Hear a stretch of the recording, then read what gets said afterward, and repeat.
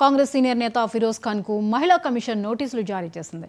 MLC కవిత కేటీఆర్ భార్యపై అనుచిత వ్యాఖ్యలు చేసినందుకు వివరణ ఇవ్వాలని కోరింది. ఈ మేరకు జూలై 4న ఉదయం 11 గంటలకు మహిళా కమిషన్ ముందు హాజరవ్వాలని ఫిరోజ్ ఖాన్ కు ఇచ్చిన నోటీసుల్లో పేర్కొంది మహిళా కమిషన్.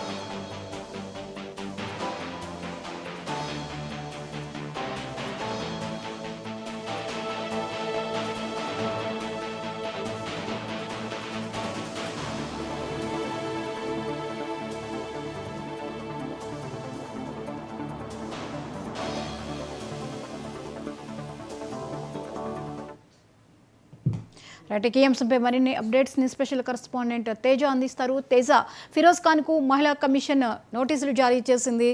అనుచిత వ్యాఖ్యలు చేసినందుకు గాను దానికి సంబంధించి విచారణకు హాజరు కావాలని వివరాలేంటి?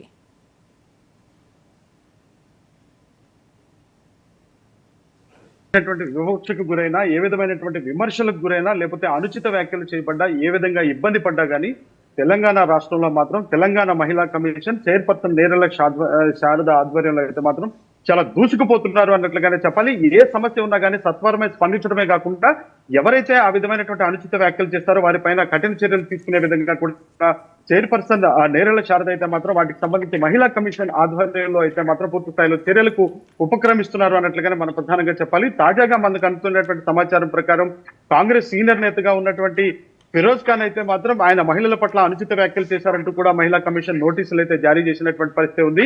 ఇదే నేపథ్యంలో అంటే ఇటు ఎమ్మెల్సీ కవిత పట్ల, అదేవిధంగా కేటీఆర్ సతీమణి పట్ల కూడా చాలా అనుచితంగా మాట్లాడారు, చాలా వ్యంగ్యంగా కూడా ఫిరోజ్ ఖాన్ మాట్లాడారు. ఈ విధంగా అసలు మహిళలను కించపరుస్తూ మాట్లాడటం ఏంటి అనేటువంటి స్థాయిలో ఆగ్రహం వ్యక్తం చేసినటువంటి మహిళా కమిషన్ అయితే మాత్రం ఇప్పటికే నోటీసులు జారీ చేసింది.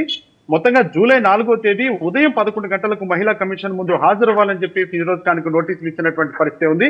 ఇదే నేపథ్యంలో ఆయన మొత్తంగా రాతపూర్వక వివరణ ఇవ్వాలని చెప్పి కూడా మహిళా కమిషన్ ఇచ్చినటువంటి నోటీసులో పేర్కొంది. ఏది ఏమైనప్పటికీ కూడా అంటే ఫిరోజ్ ఖాన్ అనేటువంటి వ్యక్తి సొంత పార్టీ అంటే కాంగ్రెస్ పార్టీ నేత, సొంత పార్టీ నేత అయినప్పటికీ కూడా ఖచ్చితంగా మహిళల పట్ల, అది సొంత పార్టీ నేతలైనా కానీ ఇంకా మరెవరైనా కానీ ఏ విధమైనటువంటి అనుచిత వ్యాఖ్యలు చేసినా కానీ ఖచ్చితంగా మహిళలను కించపరిచే విధంగా మాట్లాడితే మాత్రం ఖచ్చితంగా చర్యలు ఉంటాయి అనేటువంటి విధంగా కూడా మహిళా కమిషన్ ఒక సంకేతం ఇచ్చినట్లుగా కూడా మనం చెప్పొచ్చు. తేజ, ఫిరోజ్ ఖాన్ ఈ నోటీసుల మీద ఏమైనా స్పందించారా?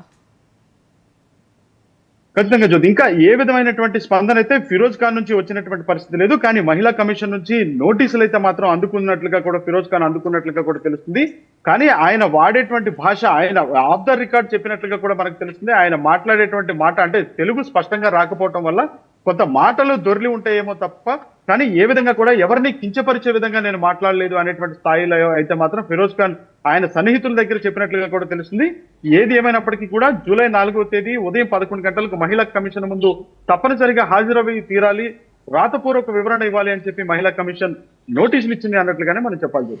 అయితే ఈ నోటీసులు ఇవ్వడం మీద కాంగ్రెస్ వర్గీయుల్లో ఏమైనా స్పందన వచ్చిందా? దీని మీద వాళ్ళు ఏమైనా రియాక్ట్ అవుతున్నారా? ఖచ్చితంగా జ్యోతి, ఎందుకంటే కాంగ్రెస్ పార్టీకి సంబంధించినటువంటి ఆ నేతల్లో అయితే ఒక చర్చ జరుగుతుంది అన్నట్లుగానే మనం ప్రధానంగా చెప్పొచ్చు. ఎందుకంటే ఫిరోజ్ ఖాన్ కాంగ్రెస్ పార్టీకి సంబంధించినటువంటి వ్యక్తిగా ఉన్నారు. ప్రస్తుతం ఉన్నటువంటి మహిళా కమిషన్ చైర్పర్సన్ నేరెళ్ల శారద కూడా కాంగ్రెస్ పార్టీకి సంబంధించినటువంటి వ్యక్తే. కానీ ఒక కాన్స్టిట్యూషన్ లో ఒక రాజ్యాంగబద్ధమైనటువంటి పదవిలో ఉన్నప్పుడు ఖచ్చితంగా అందరికీ కూడా సమన్యాయం చేయాల్సినటువంటి అవసరం ఉంటుంది.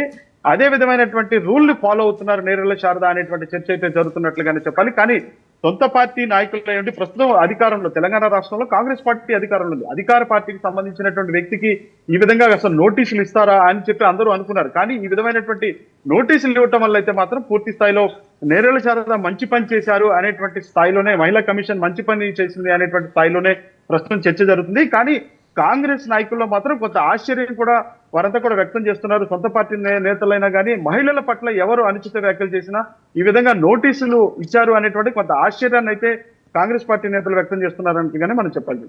Right, thank you Teja.